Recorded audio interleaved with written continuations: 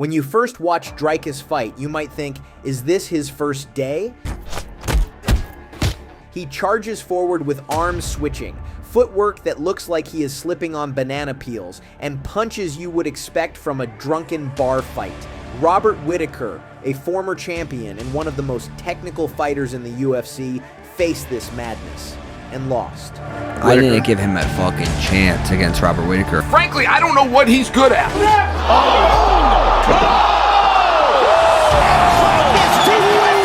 How? While most fighters use distractions, angles, and footwork, Dricus' strategy seems to be, don't have one. He storms forward. His game plan is more like, what if I just hit you before you hit me? Really hard. And surprisingly, it works. Against Whittaker, Dricus did not jab his way in or set up combos. No, he just marched forward, absorbing punches like a human punching bag until he landed a haymaker that changed the fight. It was like watching someone play Frogger with their face and somehow win. You would think with such a messy style, he would at least have endless cardio, right? Wrong. By the end of the first round, Du Plessis often turns bright red and gasps like he is breathing through a straw. And yet, when it looks like he is about to keel over, he charges again. This is where the intangibles come in. While Dricus' technique is, let's say, creative, his toughness is off the charts. He gets hit a lot, but instead of folding, he smiles, sometimes bleeds all over the place, and keeps moving forward. Fighters have described facing him as trying to stop a runaway shopping cart full of bricks. Fight in the world. Dricus Du Plessis! It looks amateur, but it's like a high level. It's hard to explain. He's done up for Stillknocks!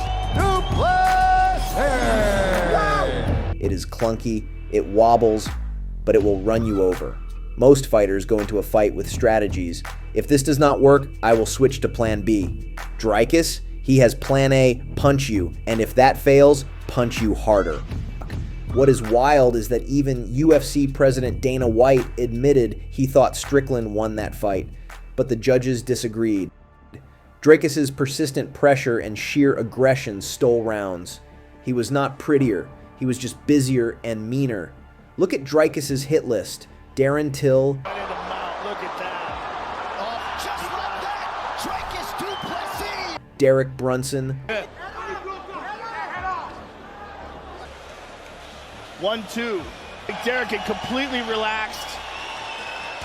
Oh, it looks like he's tired. Hammer fist. Robert Whittaker, Whittaker's in a world of trouble. Oh my goodness. Big strike raining down by the South African.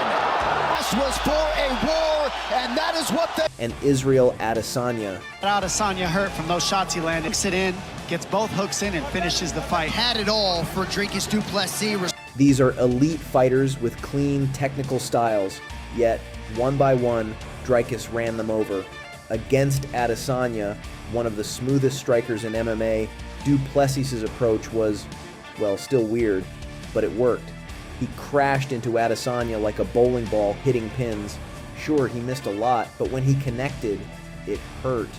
In the fourth round, he even submitted Adesanya with a face crank, his first career submission loss. Wait, what? Adesanya. Adesanya, you saw him close to that early in the fight. And For the middleweight king. double jab, another right hook. Who is known for avoiding punches like he is in The Matrix, got caught by this guy? Yes. Because while Dricus' technique might look like it was invented at a backyard BBQ, his timing and guts are real weapons. He may not fight pretty, but he fights smart in his own bizarre way. For much of his UFC career, Dricus was breathing at about 8% capacity through his nose. 8%. Most people would struggle to walk upstairs with that limitation, let alone fight professional killers. After finally fixing his nose, his cardio improved, and suddenly, a guy who was already tough and relentless got better. Robert Whittaker himself said he underestimated Du Plessis, thinking, no way this guy beats me. And then, boom, Dricus walked through him. Turns out breathing helps. Who knew? It is not just physical. Dricus knows how to get under opponents' skin.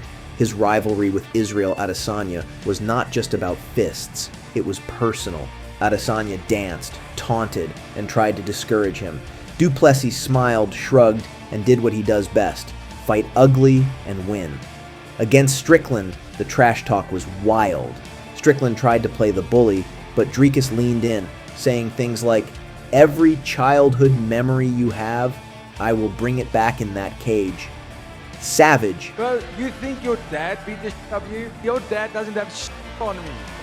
Every childhood memory you have is gonna come back when I'm in there with you.